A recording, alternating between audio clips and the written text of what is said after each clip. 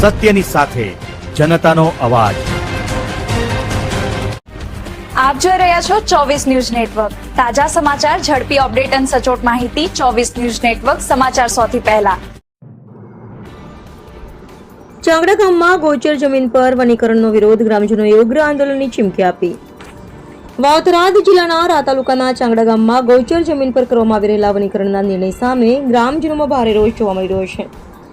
ગામના જાગૃત નાગરિકો દ્વારા સોશિયલ મીડિયામાં વિડીયો વાયરલ કરી ગ્રામ પંચાયત, સરપંચ અને તલાટી સામે આક્ષેપો કરવામાં આવી રહ્યા છે। ગામના નાગરિક મશરાભાઈ દલિતે જાહેર કરેલા વિડીયોમાં જણાવ્યું છે કે ગૌચર જમીન પર વૃક્ષારોપણ કરવાથી પશુઓ માટે ચરિયાણની સમસ્યા સર્જાશે। ગ્રામજનોનું કહેવું છે કે ગૌચર જમીન ગામના પશુપાલકો માટે અત્યંત મહત્વની છે અને ત્યાં વનીકરણ કરવાથી પશુધન પર સીધી અસર પડશે। ગ્રામજનોએ વનીકરણ માટે હાઈસ્કૂલ નજીકની જગ્યા પસંદ કરવાની માંગ કરી છે। તેમનું કહેવું છે કે ગામ લોકોની રજૂઆતો છતાં ગૌચર જમીન પર જ કામગીરી આગળ ધપાવવામાં આવી રહી છે, જેના કારણે ગ્રામજનોમાં અસંતોષ વધ્યો છે।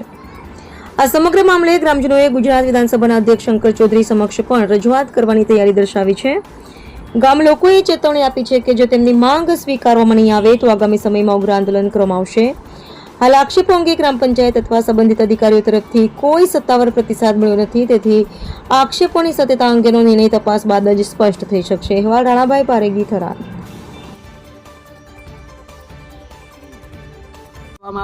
તમામ ગામની જનતાને પણ મારો નમ્ર વિનંતી છે, બે હાથ જોડીને, અને સાહેબ શ્રીને પણ કહેવા વિનંતી છે કે સાહેબ શ્રી કોઈ પ્રતિનિધિ કહેવામાં આવે છે કે સાહેબ તમે એક અધ્યક્ષ છો કે તમે ધારાસભ્યથી પ્રતિનિધિ કહેવા આવે કે આ એક ચૂંટણી છે, ચૂંટણીની ગમે ત્યારે 4 વર્ષની કે 4.5 વર્ષની ચૂંટણી ગમે ત્યારે વારો આવી શકે છે, પણ તમે જો અમને મારું કહેવાનું હોય કે થરાદ વાવ જિલ્લો બનાવીને જિલ્લાનું રોશન કર્યું હોય તો થરાદ વાવ જિલ્લાની અંદર આ તો એમ કહેવાય કે ગૌ સર્કલ બનાવ્યું છે, ગૌ માતા બચાવો, ગૌ માતા બચાવો એવા નારા કરી રહ્યા આપણા ભારત દેશની, આપણા ગુજરાતની અંદર આ ધરતી, અને એની જગ્યાએ એવું કરી રહ્યા છે કે તમે જો ગૌ માતા આમાં દેખતા હોય, સર્કલ આમાં દેખતા હોય, ગૌ માતાનું બાવલું બનાવ્યું હોય અને પૂતળું બનાવ્યું હોય તો એ દેખતા હોય તો ચાંગડાનો ગૌ ગોસરનો ખરાબો છૂટો થવો જોઈએ, આ વનીકરણ બંધ થવું જોઈએ અને એનો ન્યાય મળવો જોઈએ। આ ન્યાય નહીં મળવામાં આવે તો આજ તક સુધી તો મારું ચાંગડા ગામની તમામ પ્રજા લડી રહી છે અને તમામ સુધી પોકરીને તે છતાં નહીં થાય। હવે હું એકલો લડીશ, એકલો મરીશ।